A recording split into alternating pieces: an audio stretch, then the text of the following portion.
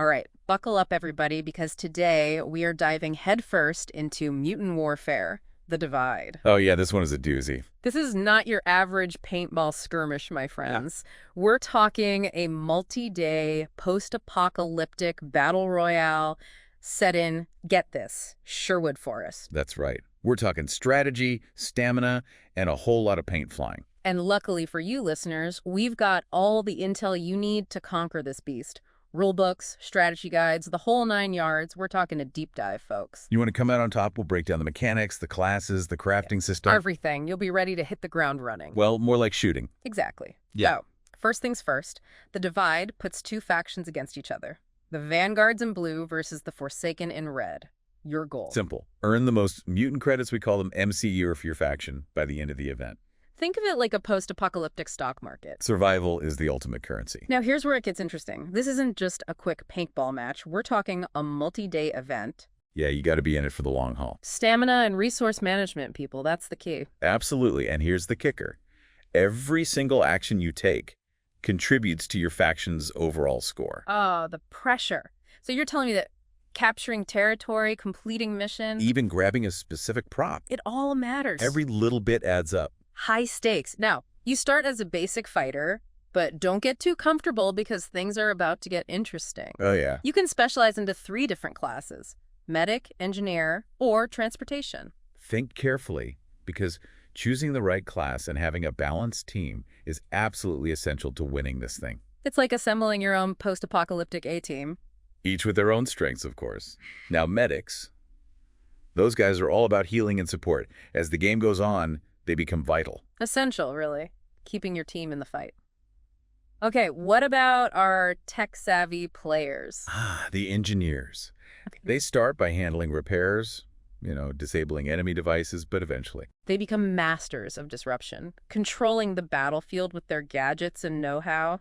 Almost like they're dictating the pace of the entire game. Hold on, wait a minute. I'm reading here that they can deploy riot shields, too. You better believe it. That's insane! Adds a whole other layer of strategy. Talk about shaping the battlefield. Okay, so we've got the healers, we've got the tech guys, but what about those who like to live life in the fast lane? Ah, yes. The transportation specialists. The speed demons. The logistical masterminds, keeping things moving, providing support. Getting you where you need to be fast. Wait a minute. I'm reading here that eventually they can actually fly, like take to the skies. You heard that right. This changes everything. Oh, it does. But Yeah. listen, you can't just stack your team with all pilots or all engineers. There are restrictions in place. Right. Makes sense. Forces teams to really think about their composition, how each class will contribute to their overall strategy. So it's not just about individual skill, it's about Teamwork, baby, and resource allocation. like a giant game of chess, but with paintballs and souped-up vehicles. That's Mutant Warfare for you. Okay, my heart is already racing, but let's talk about those mutant credits, the MCS. How do you rack those up? I know territory control's a big one, but what else is there? You're right. Capturing and holding territory, that's huge. Each point you control acts as a multiplier for your faction's earnings. So the more you hold, the faster those credits roll in. Gotcha. Exactly. Then you've got missions constantly popping up throughout the game, offering a steady stream of objectives. Some even involve crafting. Keeps you on your toes, eh? And then there's the Dark Zone. Ooh, the dark zone. Okay, that sounds ominous. It is. It's high risk, high reward. A place where players can really test their mettle in one-on-one combat. The proving grounds for the best of the best. I like it. Unique rewards up for grabs in there, too. Now, before we get lost in the dark zone, tell me about these props I keep hearing about. They sound like more than just random objects scattered around. They are. These labeled props are scattered throughout the game. And here's the catch. They cycle every hour. What? So I can't just camp out in one spot and wait for the loot to come to me? No way. You got to be on the move, scanning for those props, figuring out how they fit into your strategy. So you collect these props and... Turn them in hourly for points. Adds a whole layer of resource management to the game. Keeps things interesting. My brain is already in overdrive. Okay, so we've covered factions, classes, credits, these elusive props, but we haven't even scratched the surface of crafting. Oh, we're just getting started. Crafting, that's where you can really specialize your gameplay. Gain a serious edge over the competition. It's divided into 3 categories: electronics, vehicles, and medical. each one supporting a different playstyle. Like choosing your character's superpower. All right, hit me with it. What are some of the craziest things you can craft in this game? Well, imagine crafting a plague vaccine that makes you immune to biohazards. Hold up. Immunity. That's a game changer. Or how about a tracking beacon to monitor enemy movements? Now we're talking. What else? You can even craft portable drones Drones. for reconnaissance remote actions. Okay, that is next level. I'm picturing myself as a master strategist, coordinating attacks from above with my trusty drone. It really highlights the strategic depth of Mutant Warfare. A well-coordinated team with a skilled crafter, that's a force to be reckoned with. No doubt about it. They can gain a significant edge in combat, communication, logistics. Okay, my head is spinning, but I love it. We're going to take a quick break, but when we come back, we're going to delve even deeper into those class specializations, explore the intricacies of that amazing crafting system. Get ready for part 2, folks, because things are about to get really interesting. Welcome back to our deep dive into Mutant Warfare, The Divide.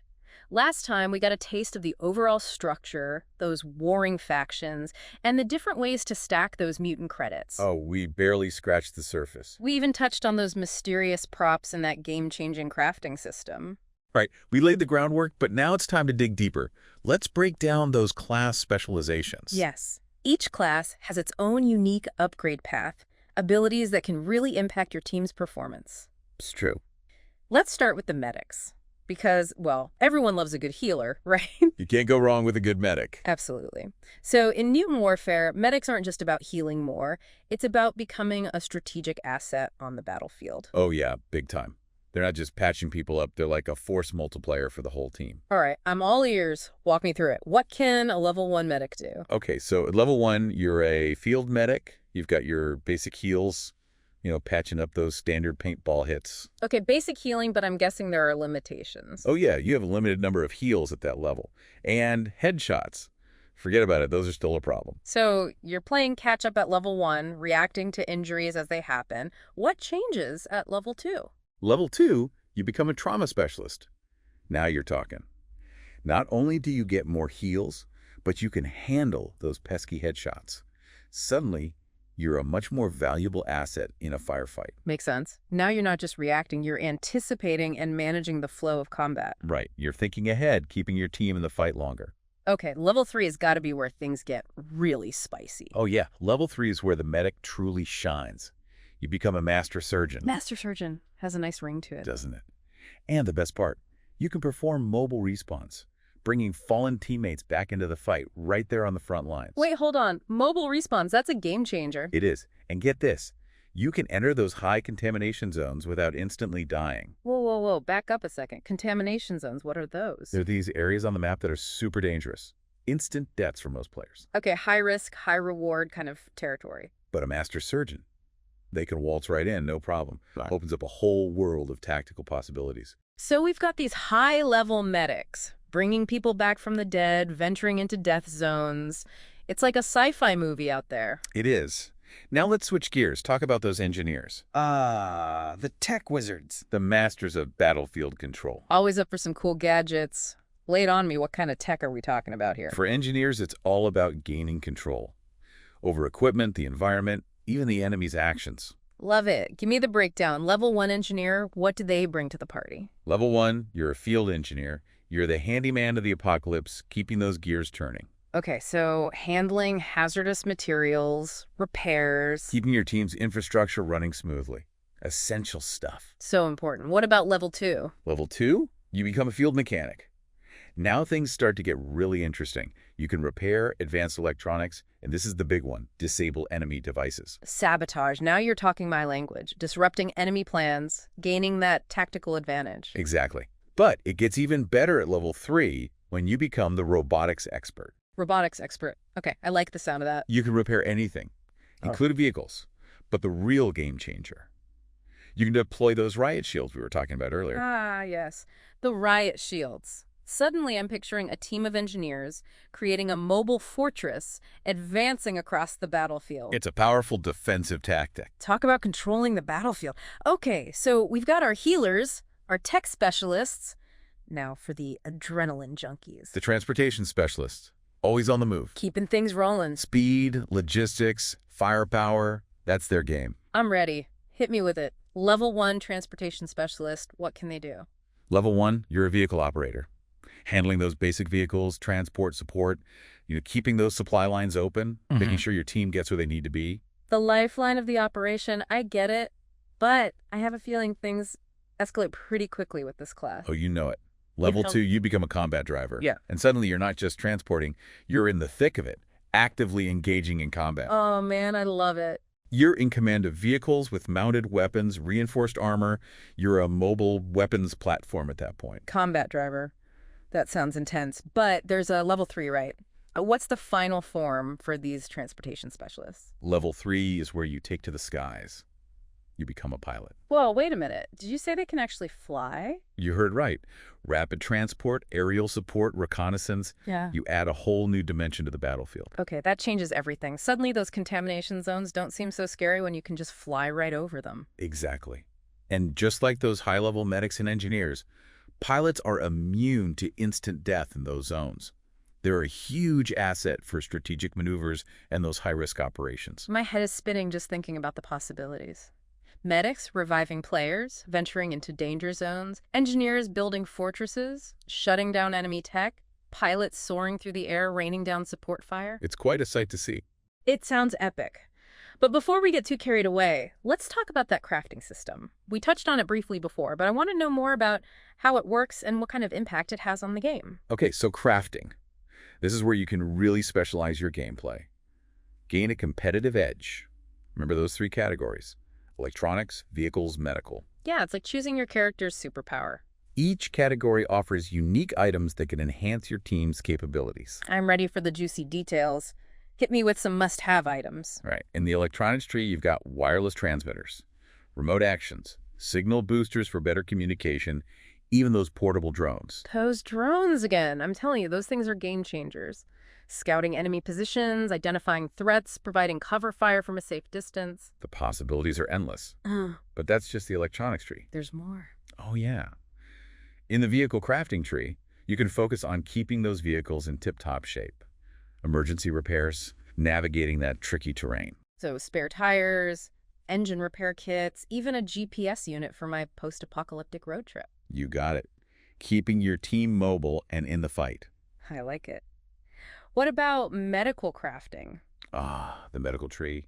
Healing, emergency aid, disease prevention, everything you need to keep your teammates healthy and in the game. Okay, so crafting is essential, but there's one thing I'm still not clear on. How do you actually progress through those class specializations? Is it automatic? Not quite. You have to earn your way up the ranks. Each class has specific requirements, certain items you need to gather to unlock the next level. And guess what? Most of those items, you got to craft them. So it's not just about shooting and capturing territory. You have to think strategically about those crafting choices. Absolutely. It adds a whole other layer of resource management and teamwork. Give me an example. Say you want to unlock that level 1 field medic. You'll need a basic med kit, emergency bandages, a splint, and adrenaline shot. And you have to craft all those. Every single one. This is more complex than I thought.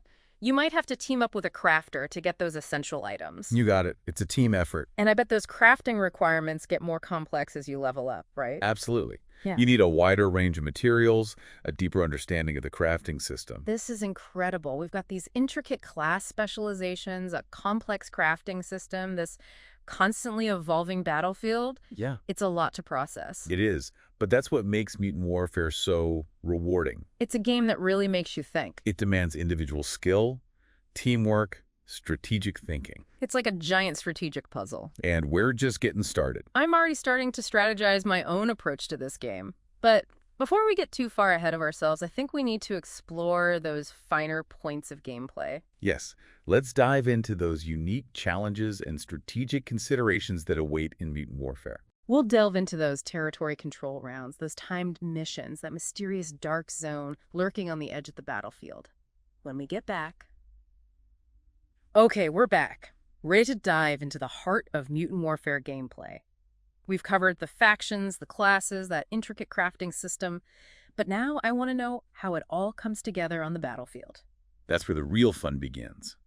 All those choices you've made, the skills you've honed, They're put to the test in the heat of battle. Let's start with those territory control rounds. I know they're crucial for earning MCD, but what's the actual strategy involved? Is it just a mad dash for the nearest capture point?